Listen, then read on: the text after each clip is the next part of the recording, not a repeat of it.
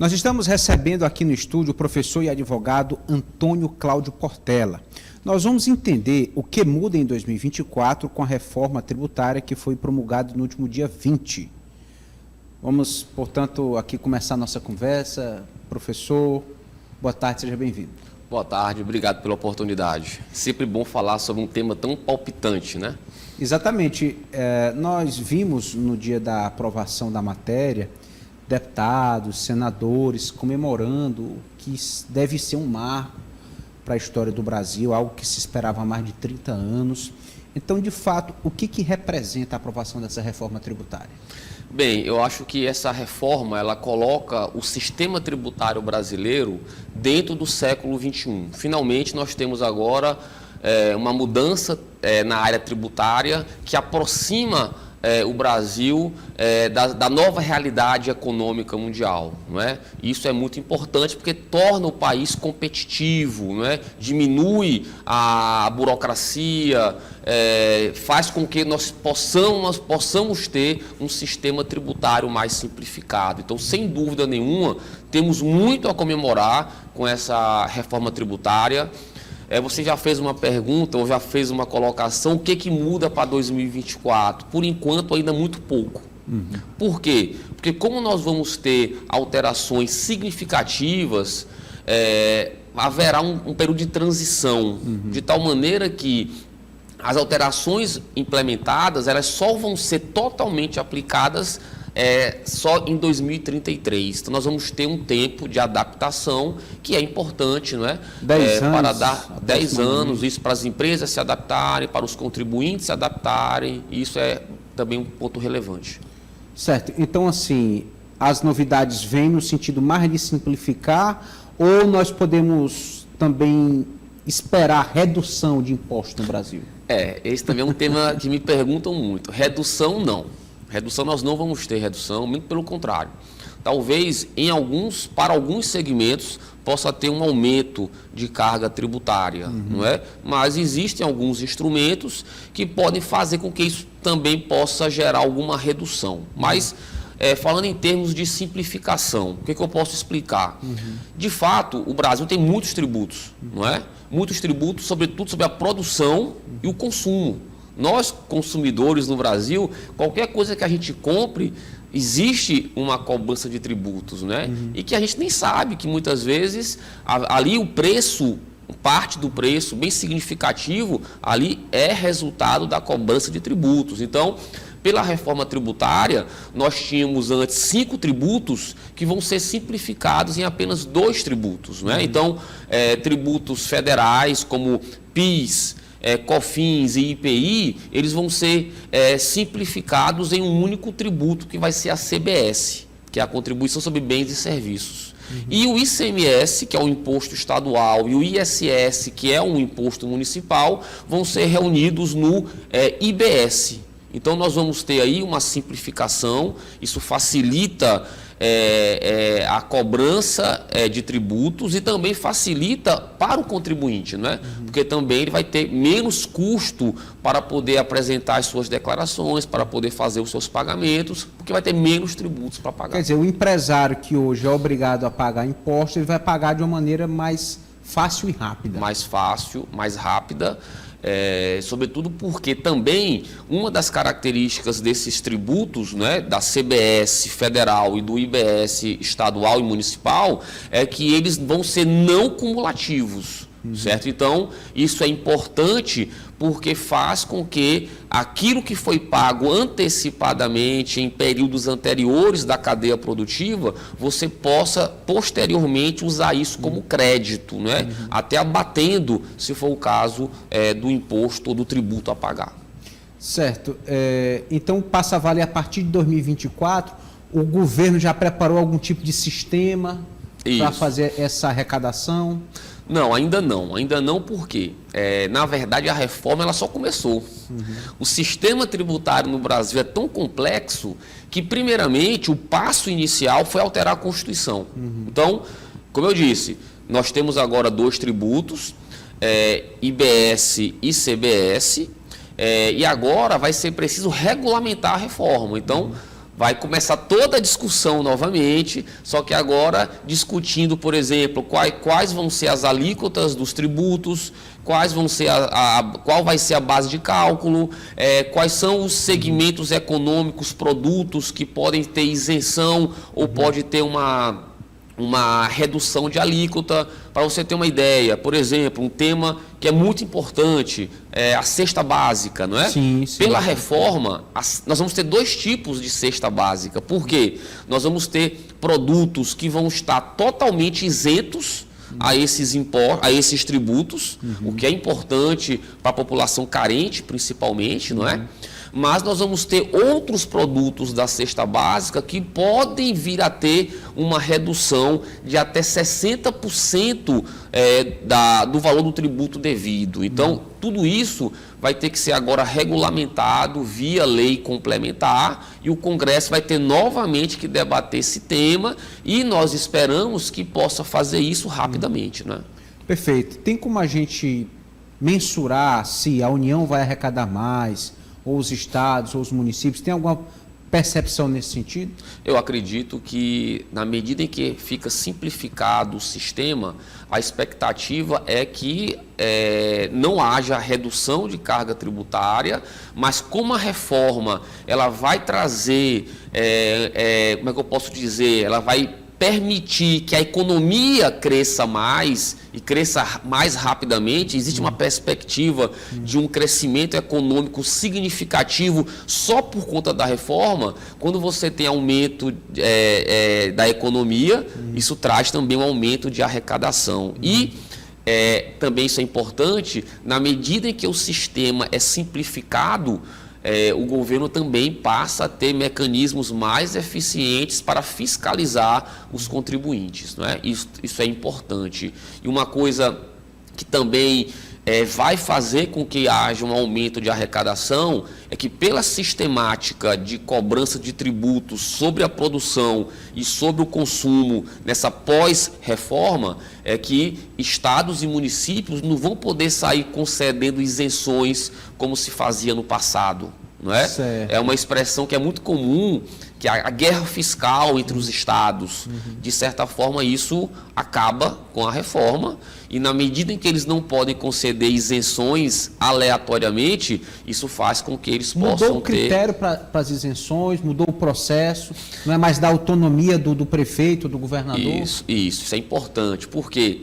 Porque, na verdade, com a reforma, o objetivo é fazer com que essas discussões de isenções, elas não possam ser discutidas isoladamente pelos estados ou pelos municípios. Não. Agora, na verdade, já se sabe que a regra é a não isenção. É a não isenção.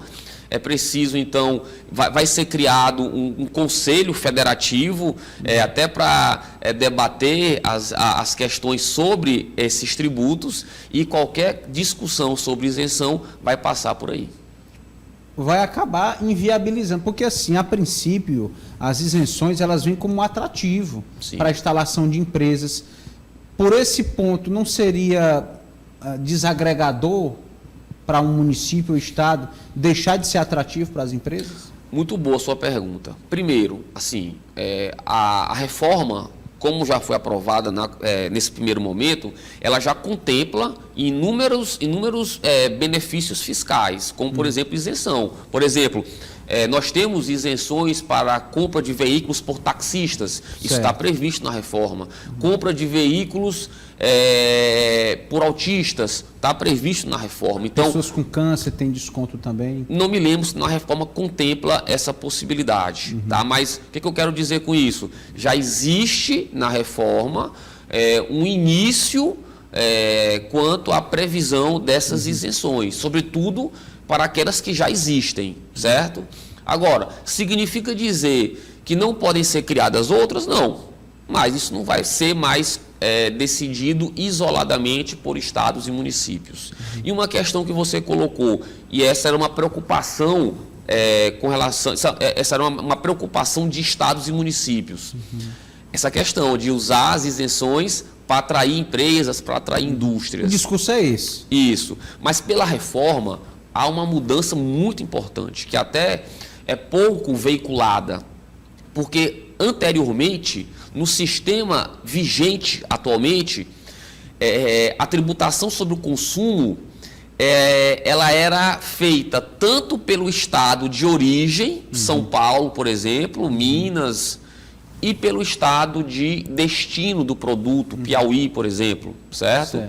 Então, nesse sistema tributário, os estados como Piauí, Maranhão, que são destinatários de produtos de consumo, perdem muito, porque dividem tributos com o estado e São Paulo. Então, para mudar essa realidade, eles precisavam conceder isenção. Agora não. Por quê? Porque pela nova sistemática, a tributação sobre o consumo vai ser feita apenas pelo estado de destino do produto. Quem de fato está consumindo. Quem de fato está consumindo. Então, isso quebra um paradigma, né, que gerava as distorções. Quando você via, por exemplo, o governo de São Paulo falando, nós somos a locomotiva do país, os nordestinos vêm para cá, mas vinham para cá porque nós tínhamos um sistema tributário muito injusto que criava essas disparidades. Isso também é um ponto importante. Talvez essa reforma propicie que estados mais pobres possam ter melhores condições para se desenvolver. É uma forma de combater as desigualdades regionais. É uma forma pode ter um resultado nesse sentido também. Podemos ter, sim. Inclusive tem também o fundo de combate à desigualdade, também está previsto na reforma como maneira de ajudar esses estados. E na relação que envolve compras internacionais, também há algo nesse sentido mais específico? Não.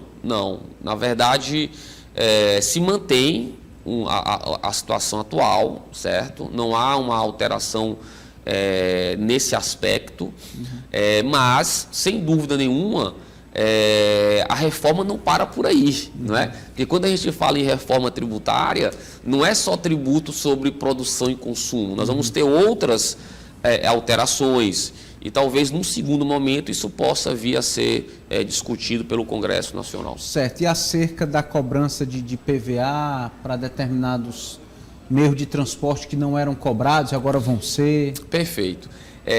A gente discute muito isso, né? Tributação sobre consumo, produção, mas também nós tivemos alterações no IPVA, por exemplo. Né? Realmente é um ponto significativo, porque atualmente o IPVA é o Imposto sobre Propriedade de Veículos Automotores, não é?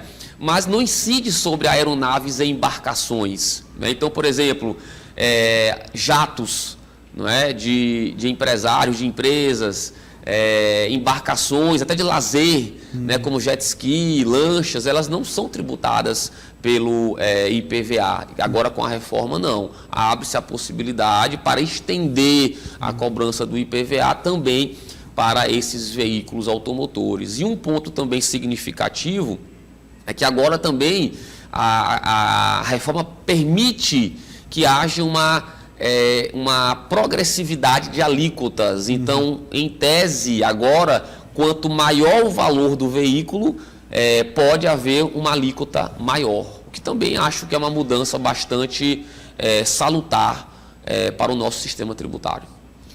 Imposto de renda sofre alteração? Não, também nesse primeiro momento não.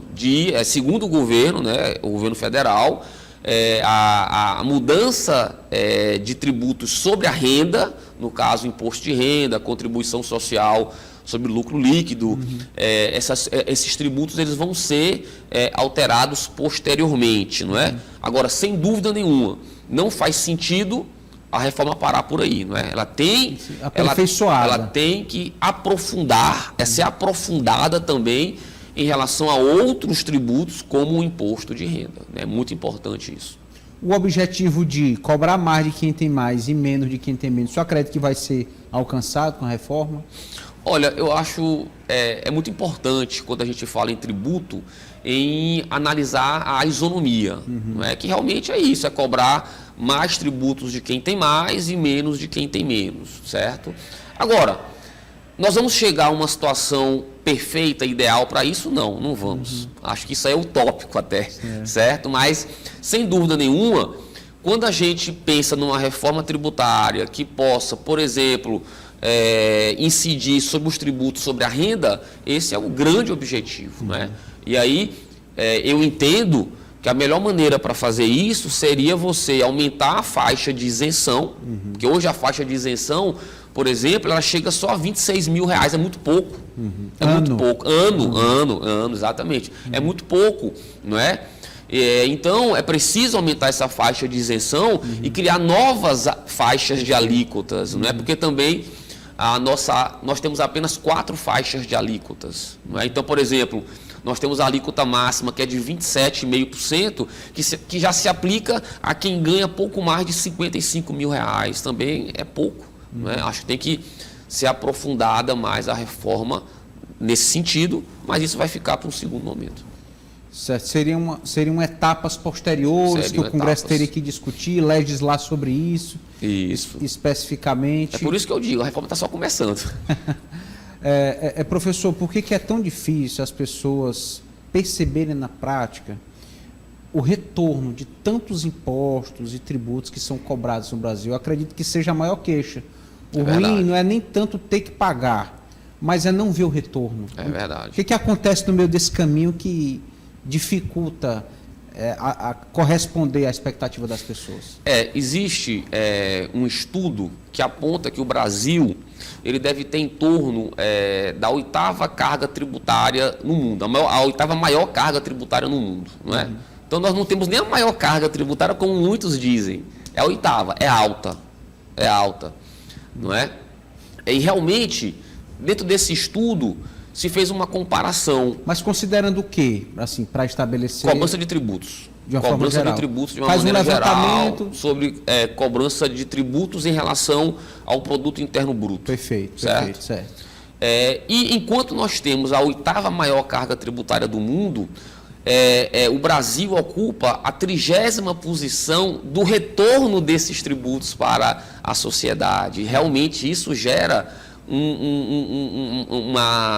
como é que eu posso dizer, uma situação absurda, porque nós pagamos muitos tributos e o retorno disso em prestação de serviços acaba sendo muito baixo, né?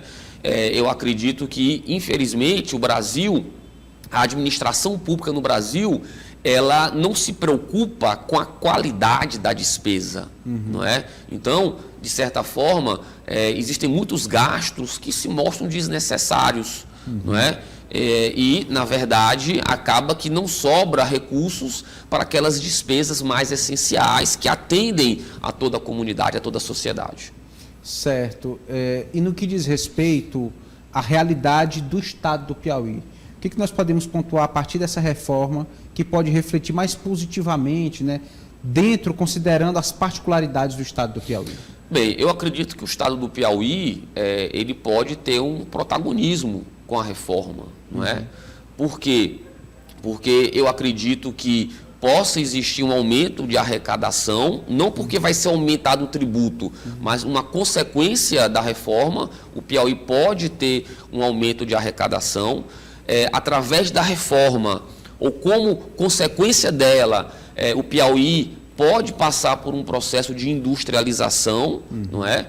E eu falo aí uma industrialização em termos de economia moderna, não é? Energia renovável, por exemplo, não é? Então nós podemos usar isso, a reforma, para atrair indústrias, atrair riquezas que, sem dúvida nenhuma, pode gerar um aumento de arrecadação para o Estado e que toda a população acaba sendo beneficiada. E isso é um aspecto importante, não é?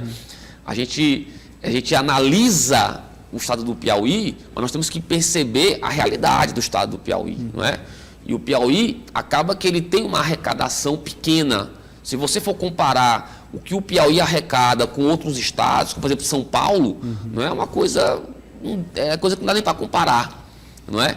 Então, óbvio que isso diminui o poder de investimento do Estado, a capacidade do Estado de poder fazer, de prestar serviços para a população, não é? Então, mas eu acredito que com a reforma haverá mudança significativa de paradigmas dentro do nosso sistema tributário nacional e o Piauí pode utilizar essa nova realidade para atrair investimentos, para atrair empresas, para atrair indústrias. Quer dizer, é preciso ter a expertise de saber se adaptar às novas regras, à nova dinâmica, para tentar reverter em saldo positivo de uma maneira geral. Exatamente. E o Piauí tem essa capacidade, eu acredito.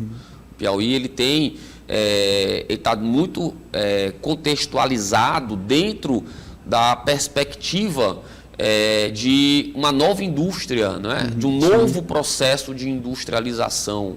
Fala-se muito aqui, por exemplo, no hidrogênio verde, não é? Se isso que está sendo planejado vier a acontecer, a reforma pode auxiliar isso, pode fazer com que isso se torne realidade.